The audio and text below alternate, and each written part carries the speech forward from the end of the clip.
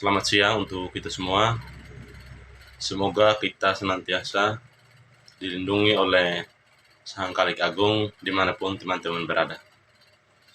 Di sini saya akan mereview buku Etika Administrasi Negara yang ditulis oleh Khairul Umam MSI MAG. Langsung saja kita masuk pada bab yang pertama, yaitu konsep etika administrasi negara. Yang pertama, etika.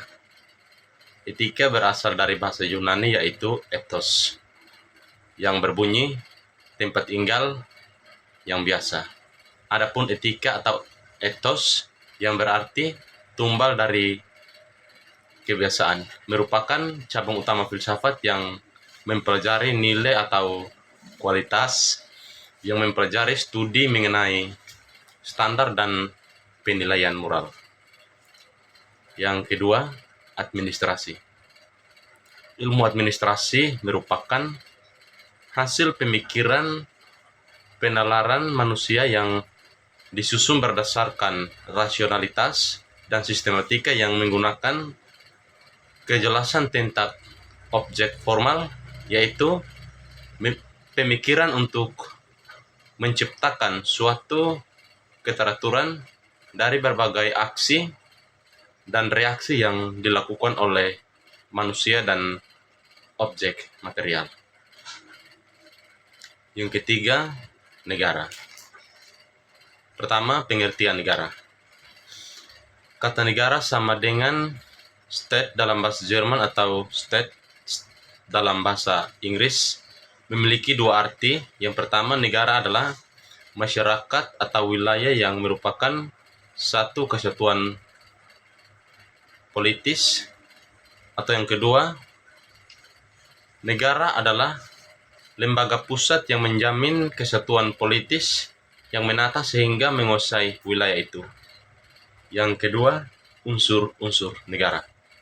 Pertama, pemerintahan, wilayah, rakyat, pengakuan. 3. Bentuk negara. Menurut Aristoteles, bentuk negara terdiri atas dua hal. Yang pertama, sebagai kelanjutan dari pemahaman etika. Yang kedua, sebagai hasil dari penyelidikan atas 158 buah undang-undang dasar dalam gerak waktu itu. Berikut etika administrasi negara. Etika administrasi negara adalah seperangkat nilai atau prinsip nilai yang dapat digunakan sebagai pedoman dan perilaku administrasi negara atau birokrasi publik dalam menjalankan tugas dan tanggung jawabnya. Bab yang kedua tentang ruang lingkup etika administrasi negara. Pertama, etika dan moralitas. Pengertian etika dan moralitas, kini setiap anggota masyarakat atau dengan lingkungan tampak semakin bebas, leluasa, dan terbuka. Berikut konsep etika dan moralitas. Gering Supriyadi menguraikan konsep etika dan moralitas dari Solomon tahun 1987 dan Franken sekitar tahun 1982, sehingga perbedaan di antara kedua konsep tersebut lebih jelas. Berikut garis besar landasan etika. Pertama, naturalisme. Naturalisme berdasarkan aliran ini, alam raya meyakini terjadi sendiri secara alami. Kedua, individualisme. Pahaman ini berpendapat bahwa setiap orang bertanggung jawab secara individual bagi dirinya. 3. Hedonisme. Kata hedonisme berasal dari bahasa Yunani yang berarti hedon atau nikmat atau kegembiraan. Yang keempat, eudonisme. Eudonisme berasal dari bahasa Yunani yang berarti demon, roh, roh pengawalnya kemujaran atau keuntungan. Yang berikut, utilitarianisme. Dalam aliran ini, yang dianggap baik adalah kemakmuran. Hal yang dihargai dalam aliran ini adalah kualitas yang dimiliki oleh seorang atau suatu wilayah. Berikut, idealisme. Pemahaman ini muncul dari kesadaran adanya lingkungan normativitas, bahwa terdapat pernyataan bersifat normatif yang memberikan dorongan kepada manusia untuk berbuat. Berikut, etika sosial. Menurut Aristoteles, ciptaan manusia terdiri atas ras dan karsa, sedangkan raga terdiri atas zat mati, zat tumbuhan, dan zat hewannya. Bab yang ketiga, legitimasi kekuasaan negara. Pertama, pengertian legitimasi.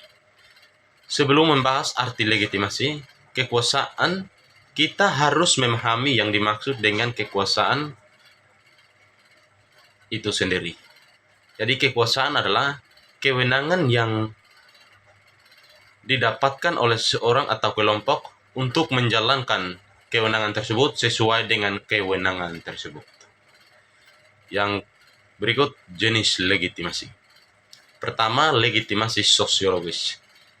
Menurut Max Weber, sosiologi sebagai studi tentang aksi sosial. Berikut, legalitas. Legalitas adalah kesesuaian dengan hukum yang berlaku, sebab kata legal berarti sesuai dengan hukum. Berikut, legitimasi etis. Legitimasi etis mempermasalahkan keabsahan wewenang kekuasaan politik dari segi norma-norma moral. Berikut, sumber legitimasi kekuasaan. Cara satu negara memiliki kekuasaan yang berbeda yaitu sebagai berikut. Pertama, legitimate power. Kedua, coercive power. Berikut, expert power, reward power, reference power, information power, continuity power. Bab yang keempat, etika dalam organisasi. Pertama, memahami etika dalam organisasi. Sebuah organisasi adalah sebuah kelompok yang terdiri atas dua atau lebih orang yang sengaja berusaha untuk mencapai tujuan bersama atau serangkaian tujuan. Berikut, nilai dan kekuatan dalam organisasi. Kepercayaan adalah kebajikan universal yang berfungsi sebagai payung di atas nilai-nilai kunci dalam organisasi. Zero menyatakan bahwa kepercayaan organisasi adalah unsur penting sebagai pelumas yang memfasilitas bisnis dan interaksi sehari-hari. Berikut, moral organisasi. Perlu ditekankan bahwa untuk mencegah situasi ini harus ada perhatian agar harus menekankan disiplin. Jika organisasi hanya berfokus pada produk dan kinerja, tetapi dalam proses pengambilan karyawan, organisasi akan memberikan ruang untuk perilaku yang tidak etis. Berikut, kepemimpinan dan etika organisasi. Banyak masalah organisasi yang berkaitan langsung dengan manajemen dan cara mereka berusaha dengan situasi etis dan pengambilan keputusan.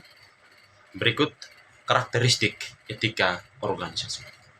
Nilai-nilai etika terungkap dalam aturan-aturan ataupun hukum, baik tertulis maupun tidak tertulis, yang mengatur seseorang harus bersikap dan berperilaku dalam interaksi dengan orang lain, dengan masyarakat sekitar, termasuk dengan pemerintah.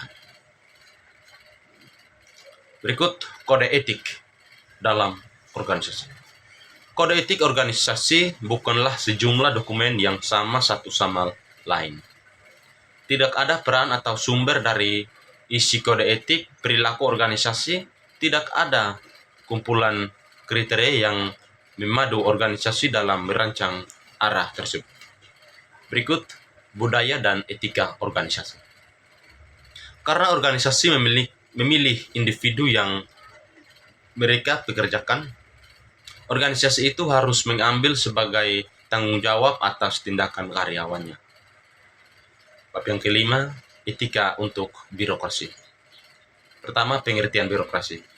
Istilah birokrasi muncul sebagai proyek terhadap ketidakmampuan dan inefisiensi ekonomi Prancis. Berikut birokrasi yang ideal. Model birokrasi. Max Weber sering digambarkan melalui serangkaian karakteristik sederhana antara lain sebagai berikut. Yang pertama, divisi kerja yang pasti. Kedua, hierarki kantor. 3, otoritas rasional legal. 4, pemisahan pribadi dari properti resmi dan hak. 5, seleksi didasarkan pada kualifikasi. 6, jenjang karir yang jelas. Berikut asas-asas birokrasi dalam good governance. Asas-asas birokrasi dalam good governance atau pemerintahan yang baik memiliki pengertian yang berbeda-beda di setiap negara. Di Indonesia, bangsa Indonesia percaya bahwa pada era pemerintahan Soekarno berhasil melakukan dasar nasionalisme bagi bangsa Indonesia. Berikut peran dan pentingnya etika birokrasi. Menurut Agus Dwianto, alasan etika birokrasi penting dipertahankan dalam pengembangan pemerintahan yang efisien,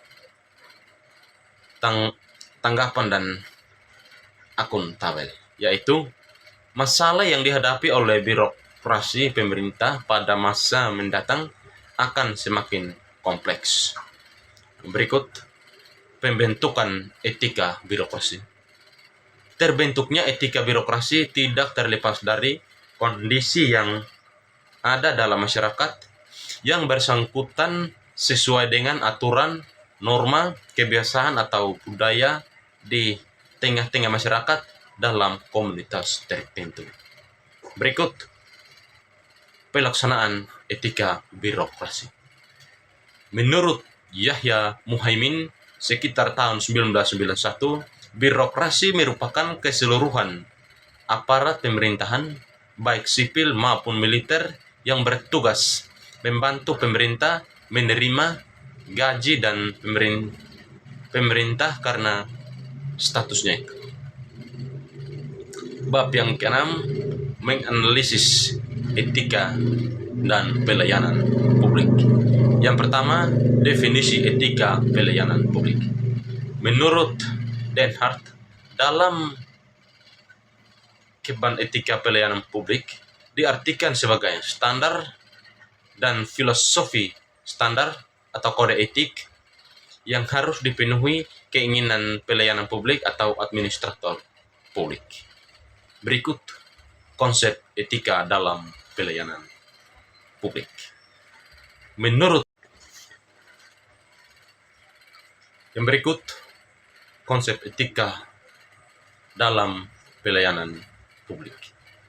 Menurut Fadilah, etika pelayanan publik adalah suatu cara dalam melayani pelayanan publik dengan menggunakan kebiasaan yang mengandung nilai-nilai hidup dan hukum atau norma yang mengatur tingkah laku manusia yang dianggap baik.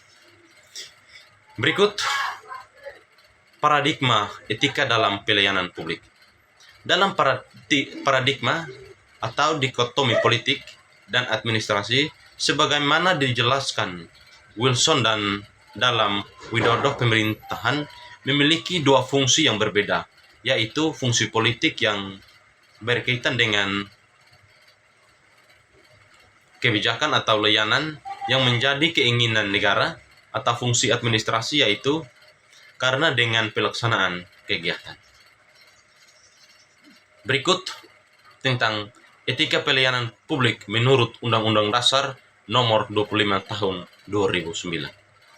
Dalam mewujudkan pelayanan publik yang kualitas dengan terpenuhinya hak serta kewajiban, masyarakat dan penyelenggara pelayanan publik pemerintah sebagai pemegang otoritas mengeluarkan Undang-Undang Nomor 25 Tahun 2009 tentang pelayanan publik. Berikut pendekatan etika pelayanan publik. Prinsip dasar dalam etika pelayanan publik adalah hal-hal yang baik dan buruk, bukan benar dan salah dalam memberikan pelayanan kepada masyarakat sebagai penerima layanan publik. Berikut etika dan pelayanan publik. Hubungan etika dan pelayanan publik dan etos kerja pejabat publik. Yang pertama, etika berhubungan dengan konsep teori rasio tentang nilai etis dalam hubungan manusia seperti kebenaran, keadilan, kebebasan, kejujuran, dan cinta kasih. Yang kedua, dilema etika pelayanan publik. Dilema mempelajari etika tidak semua orang memiliki cara pandangan yang sama. Berikut etika birokrasi dalam pelayanan publik. Etika sangat diperlukan dalam praktek administrasi publik untuk dijadikan pedoman, referensi, petunjuk tentang segala hal yang harus dilakukan oleh administrasi publik. Di samping itu, perlakuan birokrasi akan memengaruhi dirinya sendiri dan masyarakat yang layani. Berikut mekanisme dan isu-isu kebijakan sosial. Untuk lebih memahami proses perumusan kebijakan sosial, perlu ditelaah secara singkat mekanisme dan kerangka kerja perumusan kebijakan sosial.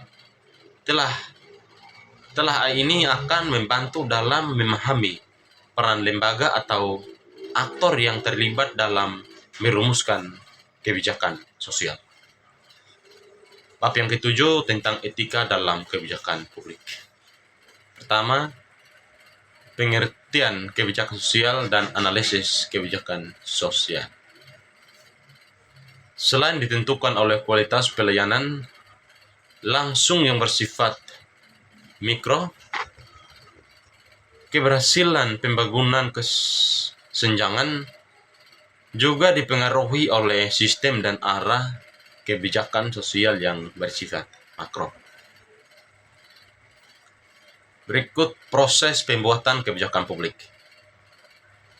Dalam mendekati analisis sebagai proses pengkajian, perlu dibedakan antara metodologi, metode, dan teknik. Seperti diketahui, metodologi analisis kebijakan menghubungkan standar aturan dan prosedur. Bab yang ke-8, etika kerja pegawai. Pertama, konsep kedisiplinan dalam etika. Pertama, definisi disiplin kerja. Disiplin berasal dari kata discipline yang berarti belajar. Disiplin merupakan arah untuk melatih dan membentuk seseorang melakukan sesuatu menjadi lebih baik. Tujuan disiplin kerja. Yang kedua, tujuan utama penerapan disiplin kerja menurut Sarah Albert Hetfeld yaitu motivasi karyawan agar memenuhi standar kinerja pegawai. Berikut jenis dan model disiplin kerja. Pertama, preventif disiplin. Kedua, korektif disiplin. Yang berikut tentang pengaruh disiplin kerja terhadap kinerja pegawai. Sebagai usaha untuk mencapai tingkat disiplin kerja yang tinggi, perusahaan menerapkan sistem disiplin yang merupakan usaha dalam menegakkan peraturan. Berikut faktor penunjang pembinaan disiplin kerja. Menurut Amir Sjarif, sekitar tahun 1994, pembinaan disiplin merupakan rangkaian kegiatan dan berbagai lembaga atau instansi secara berlanjut, mulai dari lembaga pendidikan dan latihan yang menempuhnya sebelum terjun ke pekerjaan sampai instansi tempat pegawai bekerja dan ditetapkan. B. Konsep kinerja pegawai. Pertama, pengertian kinerja. Kinerja adalah hasil kerja yang dapat dicapai seseorang atau sekelompok orang dalam suatu organisasi sesuai dengan wewenang masing-masing dan upaya dalam mencapai tujuan organisasi. Yang kedua, faktor yang memengaruhi kinerja organisasi. Yuwono mengemukakan bahwa faktor-faktor yang dominan memengaruhi kinerja suatu organisasi meliputi upaya manajemen dalam menerjemahkan dan menyelaraskan tujuan organisasi. Ketiga, karakter kinerja yang baik. Kinerja merupakan kondisi yang harus diketahui dan diinformasikan pada pihak-pihak tertentu untuk mengetahui tingkat pencapaian suatu organisasi yang dihubungkan dengan misi yang diemban suatu organisasi. Berikut penilaian kinerja pegawai. Setiap perusahaan perlu mengadakan evaluasi terhadap hasil kerja karyawan. Berikut pengukuran kinerja. Pengukuran kinerja merupakan proses penilaian kemajuan pekerjaan terhadap pencapaian tujuan dan sasaran yang telah ditentukan. Yang berikut, konsep reward dan punishment sebagai suatu etika. Bentuk reward dan punishment diterapkan dalam bentuk kegiatan manajemen dan ekonomi. Bab yang ke-9 tentang etika pemerintahan dan struktur organisasi. Pertama, struktur organisasi. Spesialis kerja. Pada awal abad ke-20, Henry Ford menjadi kaya dan terkenal dengan membuat mobil dan lini perakitan. 2. Struktur sederhana. Toko pengecer kecil perusahaan elektronik yang dijalankan oleh wira swastawan yang gesit, kantor keluarga berencana yang baru, dan perusahaan penerbang di genggam pemogokan, seluruh pilotnya menggunakan struktur sederhana. Berikut birokrasi. Konsep utama yang mendasari semua birokrasi adalah pembukuan. Berikut struktur matriks. Struktur matriks merupakan pilihan desain organisasi yang populer. Berikut pandangan dalam penyusunan organisasi. Pandangan dalam penyusunan organisasi klasik dibagi dalam berbagai bagian, yakni yang pertama, anggapan dasar teori klasik, unsur kunci teori klasik, teori dalam struktur organisasi, komunikasi jabatan, dan hubungan informasi. Berikut perencanaan sumber daya manusia atau SDM dalam desain organisasi. Pertama, pendahuluan. Banyak pelaku bisnis pada masa lalu dan pada masa kini yang berpandangan bahwa kesuksesan sebuah organisasi, perusahaan, atau industri bergantung pada investasi dan aset yang dimilikinya. Kedua, permasalahan yang terjadi. Tidak memilih orang yang tepat untuk duduk pada suatu posisi dalam organisasi pada masa transisi seperti sekarang ini, apalagi untuk menangani pasien yang sangat strategis bagi organisasi. Berikut landasan teori. Perencanaan sumber daya manusia atau SDM merupakan proses manajemen dalam menentukan pergerakan sumber daya manusia organisasi pada posisi saat ini menuju posisi yang diinginkan pada masa depan. Berikut problem solving. Proses perencanaan sering tidak berjalan dengan lancar.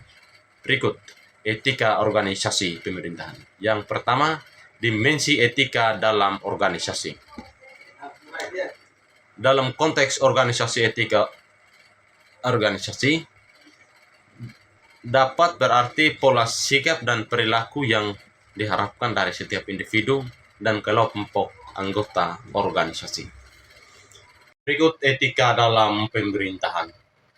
Dalam organisasi, administrasi publik atau pemerintahan, pola sikap dan perilaku serta hubungan antar manusia dalam organisasi. Berikut etika dalam jabatan. Para pakar negara berdasarkan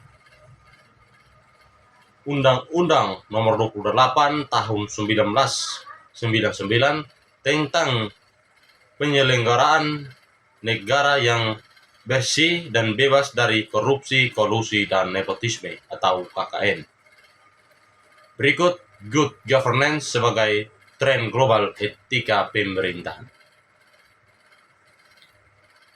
Etika berkaitan dengan nilai-nilai dan pola perilaku dari setiap individu, perhatian dan rasa terhadap nilai-nilai dalam diri setiap aparatur, berkaitan dengan latar belakang, sejarah, budaya, dan perkembangan kondisi sosial dan lingkungan hidup saat ini. Bab yang ke-10 tentang etika bagi para birokrat. Pertama, etika kepegawaian. Kode etik profesi pegawai negeri sipil atau PNS. Kode etik profesi pegawai negeri sipil atau PNS merupakan nilai dan diyakini kebenarannya serta kebaikannya ditimbulkan apabila dapat diwujudkan dalam sikap dan perilaku seseorang pegawai negeri sipil. Berikut kode etik profesi. Pertama, pengertian profesi. Belum ada kesepakatan tentang pengertian profesi karena tidak ada standar pekerjaan atau tugas yang dapat dikatakan sebagai profesi. Yang kedua, 3 batak profesional. Pertama, kerja seorang ofisial berkaitan beretiket untuk merealisasikan kebijakan demi tegaknya kehormatan profesi yang digeluti. Berikut, kerja seorang profesional harus dilandasi oleh kemahiran teknis yang berkualitas tinggi dan capai melalui proses pendidikan dan pelatihan yang panjang, eksklusif, dan berat. Berikut, kerja seorang profesional diukur dengan kualitas teknis dan kualitas moral, harus menundukkan diri pada mekanisme kontrol berupa kode etik yang dikembangkan dan disepakati bersama dalam sebuah organisasi profesi. Berikut profesionalisme. Keterampilan yang tinggi dalam profesi, bidang, dan kemahiran dalam menggunakan peralatan tertentu yang diperlakukan dalam pelaksanaan tugas dan bersangkutan dengan bidang. Berikut ciri khas profesi. Bidang pengorganisasian terorganisasi dari jenis intelektual yang harus berkembang dan perkuat. 5. Tujuan kode etik dan profesi. Menjelaskan dan menetapkan tanggung jawab terhadap klien, institusi, dan masyarakat pada umumnya. Berikut sifat kode etik profesional. Kode etik adalah pernyataan cita-cita dan peraturan pelaksanaan pekerjaan atau yang membedakannya dari murni pribadi yang merupakan fungsi yang dilaksanakan oleh anggota kelompok. Berikut prinsip-prinsip etika profesi. Pertama, tanggung jawab, keadilan, dan otonomi. Berikut etos kerja dalam organisasi pemerintah. Pertama, pengertian etos kerja. Pengertian etos berkaitan erat dengan sikap moral dalam bahasa Latin. 2. Langkah-langkah pengembangan etos kerja. Etos kerja yang produktif pada dasarnya mengharap pada pendekatan produktivitas yang bukan hanya produktivitas individu, melainkan produktivitas masyarakat secara keseluruhan.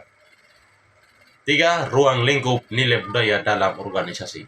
Yang pertama, lingkup pemerintahan atau lingkup pemimpinan. Yang kedua, hukum dan teknologi. Sekian dan terima kasih. Selamat siang untuk kita semua. Tuhan memberkati kita selalu.